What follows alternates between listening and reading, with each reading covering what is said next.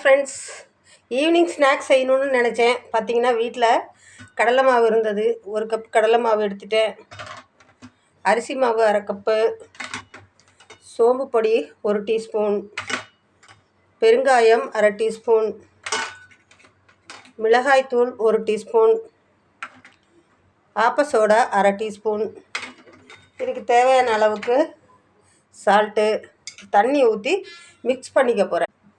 மாவை இது போல் கரைச்சி எடுத்துக்கோங்க. ஒரு டம்ளரில் ஊற்றி வச்சுருக்கேன் நான். அதே மாதிரி வாழைக்காயை இது போல் சீவி எடுத்து வச்சுக்கோங்க. இப்போ நம்ம பஜ்ஜி போட போகிறோம். இதில் டிப் பண்ணுறோம், அப்படியே போடுறோம்.